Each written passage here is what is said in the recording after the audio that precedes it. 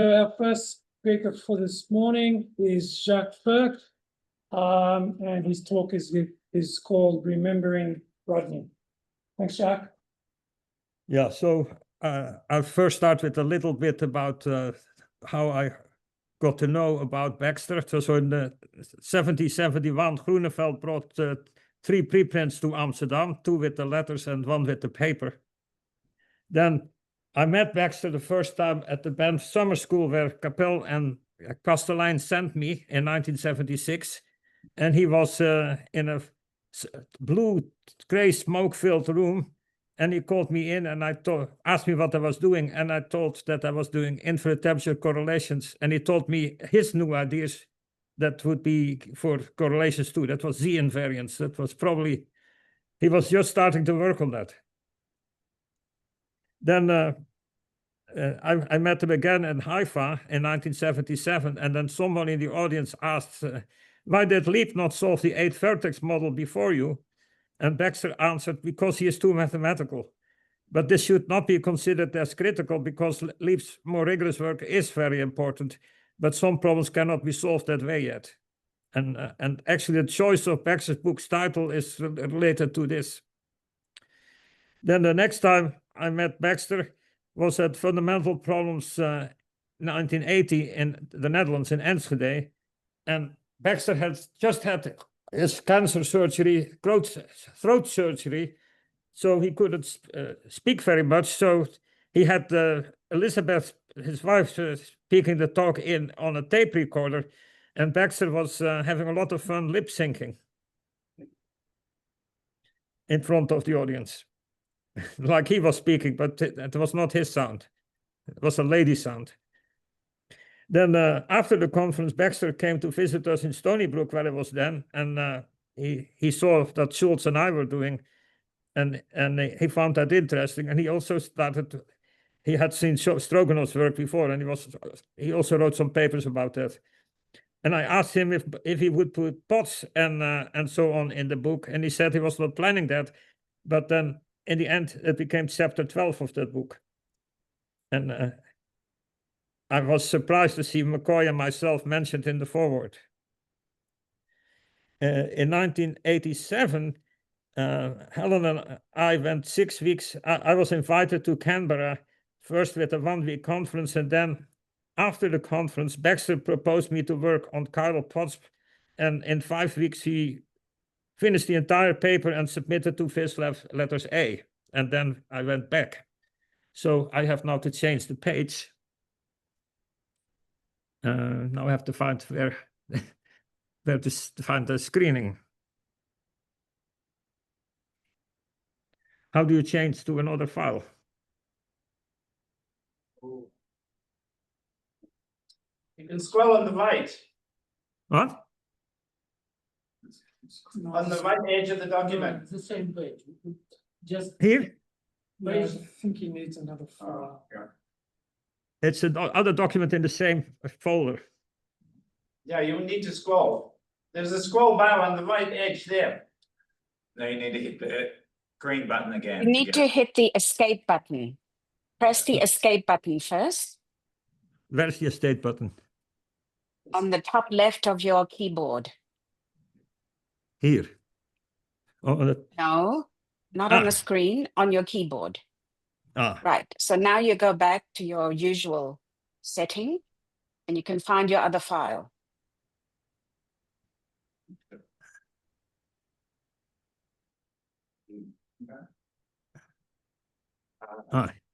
It needs another file. Yes.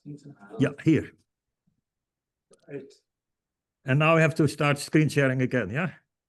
No, it's already shared. Now to full screen.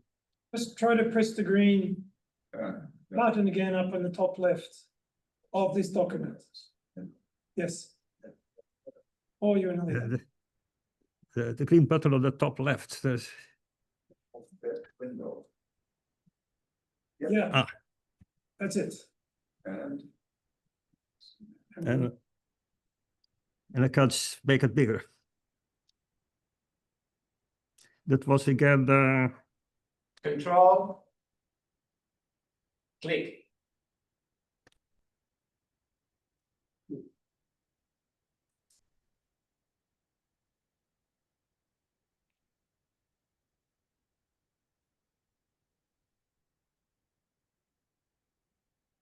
Good enough.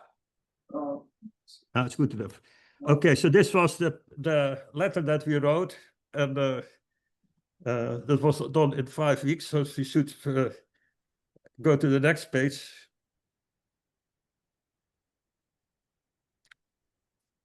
Oh, that's not. Now it does it funny. It shows 2 pages at once. That is not what I wanted. But we decided that you have the weights with now rapidity variables. Actually, the word rapidity came up in this meeting because I told that in relativistic scattering R matrix, the rapidities are the physical, the variables are the physical rapidities. And then Baxter said, then we should call it always rapidities. It's much nicer than the other word. So Baxter changed the terminology there. So you have 2 kinds of weight in the Carl-Potts model. One is a horizontal weight and the other is a vertical weight. And this is corresponding to the directions of the rapidity lines. And then what you want to solve is a star triangle equation with 3 sets of weights. And that could be given as a picture, but also as a picture what happens with the rapidity lines as one rapidity line moves through the crossing of the other. And then you have to get the parameterizations of these variables, W and W bar, and you have this factor in front that you need to calculate. So we had this Macintosh with Fortran and Tech, and we did all kinds of calculations, but we got nowhere. And then at one point when Helen and Baxter and I were together, and then I made the proposition, you know, if you now go to the Ising model, the weights are difference of these rapidities. So why use the elliptic identities to take it apart and write it as functions of the separate variables? And then Helen said I was crazy. You cannot guess a product from one factor. And Baxter at first said that, but I saw his face change. And then he said, now, you continue the work that you were doing, and tomorrow we go to Titwin for a break, and then and the next day we go further. And the next day Baxter came in. He had precisely done that, and he proposed the parameterization. So this is the star triangle equation in formula, and then he proposed this formula for the weights and this one for the vertical weights. And actually, it's only one factor that you need with instead of omega, you get -1 and +1. So, and omega was the nth root of unity. And then this requires periodicity. And now we were led to the conditions that these conditions for the A's, B's, and C's and D's in these for one variable P and also for the variable Q had to be independent of the P variable. And then we did some more checking, and a lot of this checking was done numerically in Fortran on these computers. And then we got to, so the line variable was now a quadruple and obeying certain conditions. And that had to be these two conditions came out of it. And then if you had the critical case, K prime is 1, then the C's and D's are 1, and then you get A to the N plus B to the N is I, is 1. And that was precisely what we had found before, because in Stony Brook, Helen had found the China-Stan curve. The first letter was most of that in that letter was her work. And then Barry and Tang and I went on the ridges with the SMP, which is a forerunner of Mathematica. And then for the four-state self-dual case, we got this a formula, and then the mathematician said that's the Fermat curve. And then we did it procedure of all the equations that you need to solve to get consistency. That was in the paper on the quantum lag pairs that Helen had used. And then once we started to eliminate variables and get to a single variable function, in the end, some of the formulas were 5 or 6 or 7 screens long. And then we ended up with a curve that was not so big. And then again, we got the Fermat curve, and then we conjectured that it always was the Fermat curve for the critical case. So that was that done, and then there's a lot of other things to do. You need to calculate that R, as I said, and I guess the formula I guessed that from the Ising case first, and then we verified it, and then you have other variables, V and V bar in equation 11 we introduced, and the formula we found for the R was a product of two F's divided by another F, and that is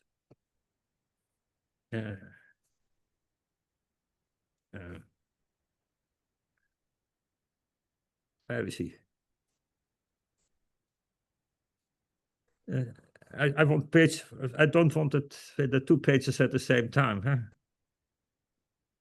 But anyway, that formula that was somewhere there, and then we also. So then I typed the whole paper in tech, and Baxter made those figures. You can see that this is his style of making the pictures was. He was a specialist in that, and then. There were several things added also that Helen proposed, and so Baxter then later found out that several of the other extra things that are in the paper were also useful. Yeah, and then if it is doing this way, it is not very easy.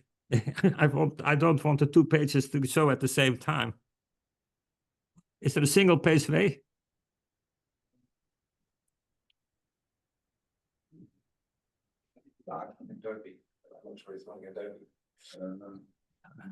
If there's a single page way, then another thing that we did is if you write the 4 of these weights in a square, then it becomes related to the generalization of the free fermion model.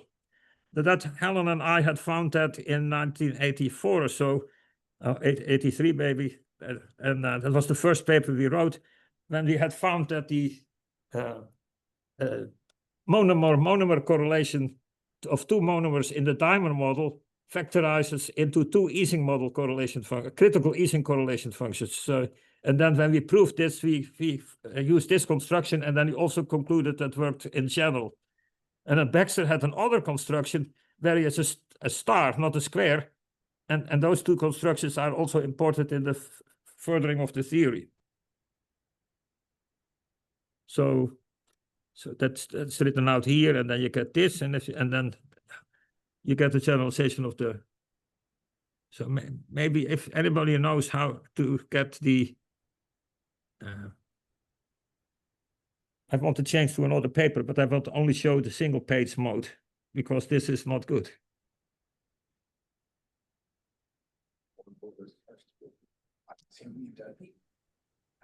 Yeah, I'm sorry. I had 2 disk crashes, so I could not get the thing on a nice file that I could go page by page.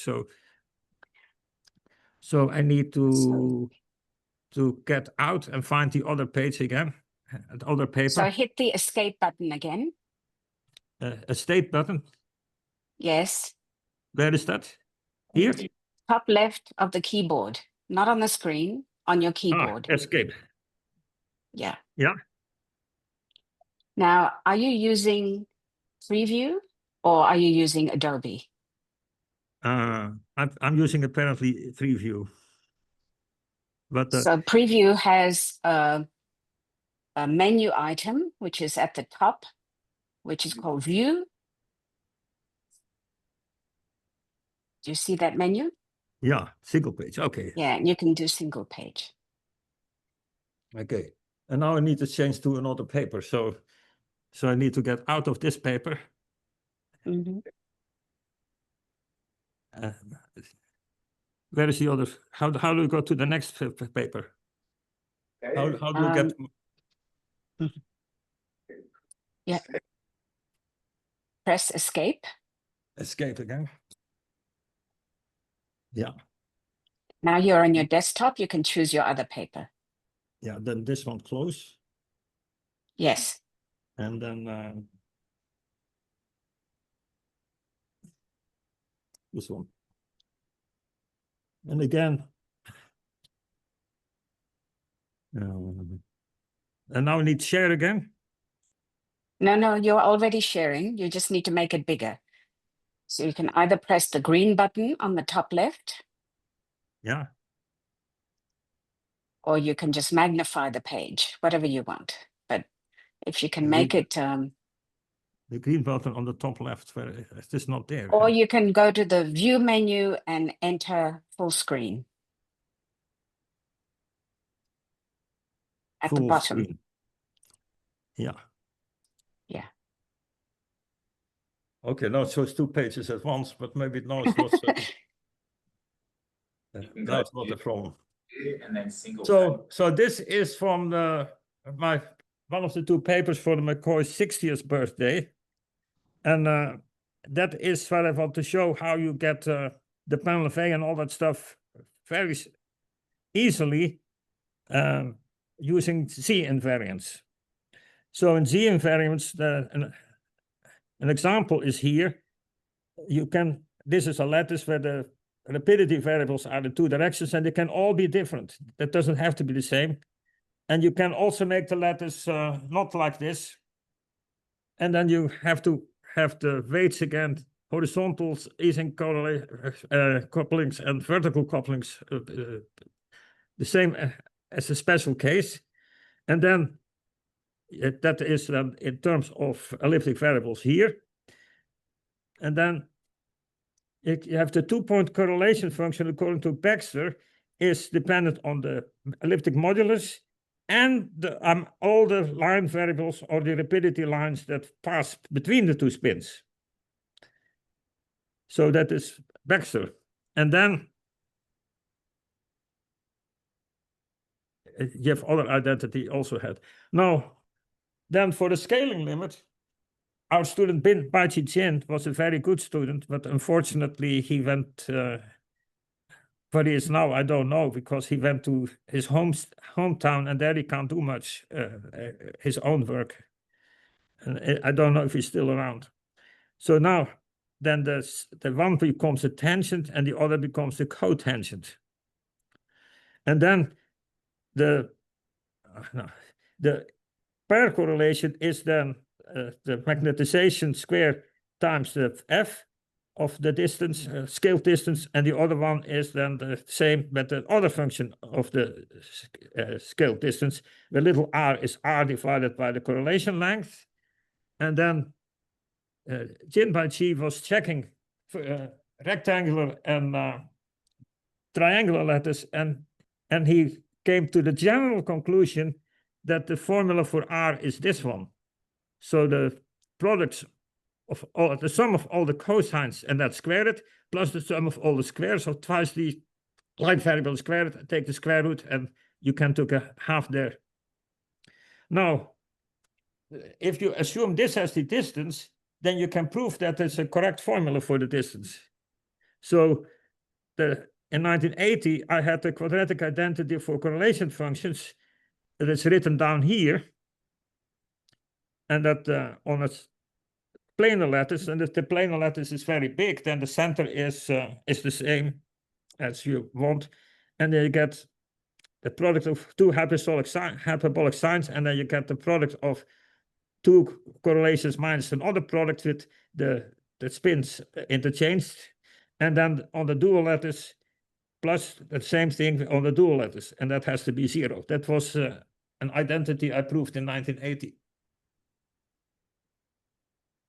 So you have a pair of Perk of 2 spins and a pair of other dual spins, and here another one, and then you get the 4 correlations between these two, and of these two and these two.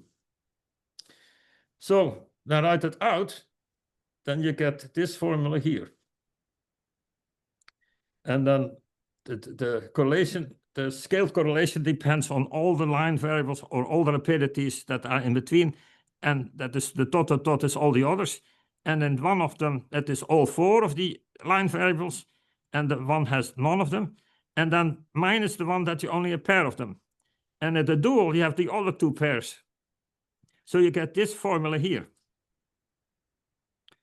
So in the scaling limit, when k goes to 0, then these hyperbolic functions become tensions. These elliptic functions become tensions. And then you get this formula here, where it is an f of the r of the different r's and g of the different r's. You get this formula. Now, r cosine psi is then all the ones that are not that. And you put this for all the others into the formula for the r here. And then you get only the other ones with the remaining 4.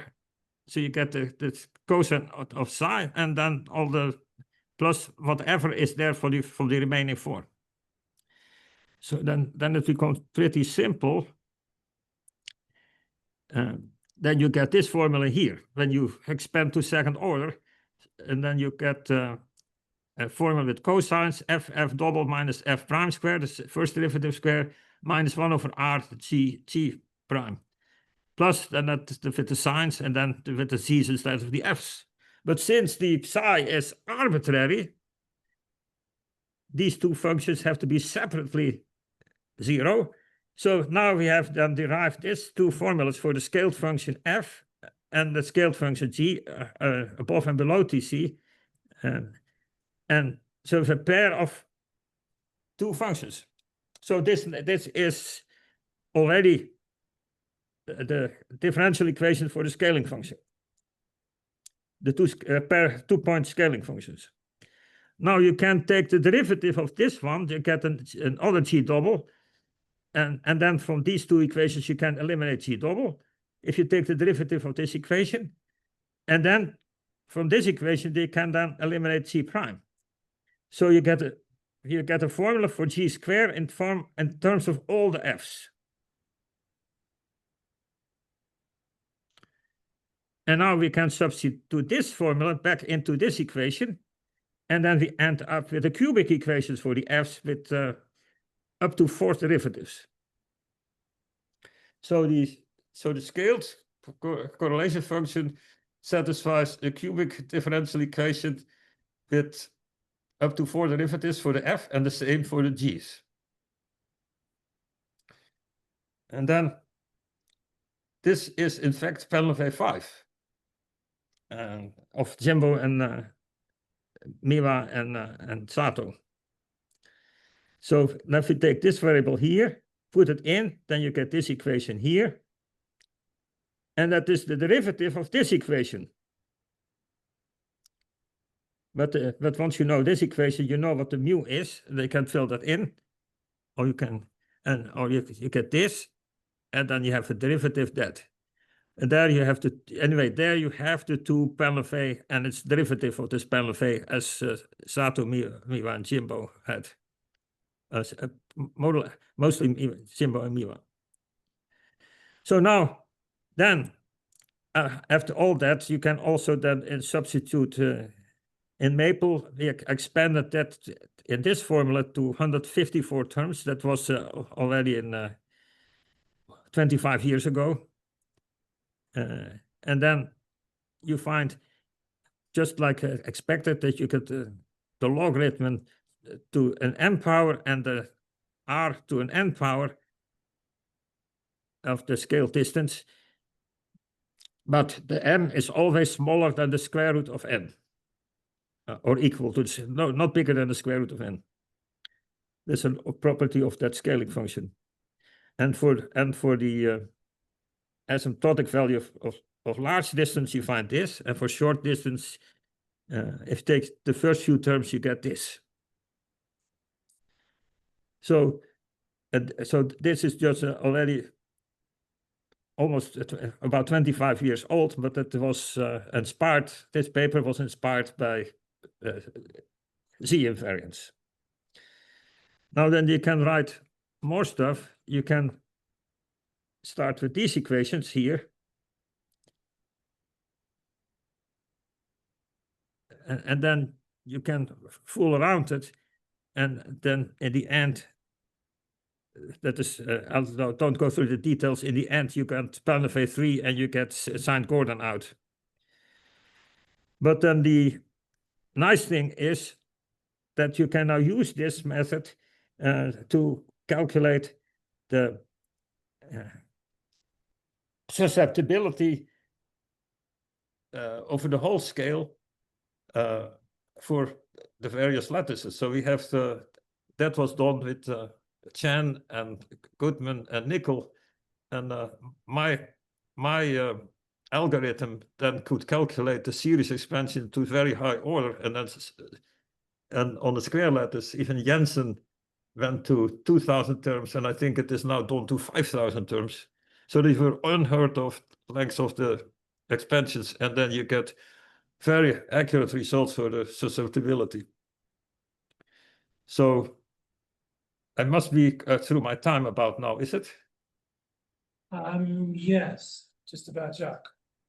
So I have then could show that it was miraculous how in 5 weeks time, Baxter and Heller and I could get this paper written in physics, that was then in physics letters, and then the proof that we had ended up in an appendix of a paper that was at the conference of Jim and Miwa wanted me to show that proof, so they wanted to see that it was all proved, and so I did that in that conference, and then in the appendix I write that it's a result that Baxter and the two of us had in the proceedings. That was very crazy because I was already in Stillwater from Stony Brook. Crazy, same number of letters. The one is Stony Brook, the other was Stillwater, both similar names. And I only had a microfax of Larry Scott. So they told me I could send in the paper, but if I did send it in handwriting, they would charge me a significant part of my startup money, which I needed to buy a computer. So I typed the entire manuscript in AMS Tech by the line editor, and I never could preview it. So that was a horrible adventure of counting curly brackets and so on. And then when I had the whole paper done, then I sent it by Bitnet email to Japan, but it said address doesn't exist. So I've spent 3 afternoons in our computer department till finally one of the workers said, "Oh, we have this file of all these 2-letter codes and numbers. That must be the country codes." And after he said that, I went to the office, and then the message went to Japan, and then Jimbo and Miwa replied back to me that the paper typeset it fine, except they had to add 1 curly bracket I was missing.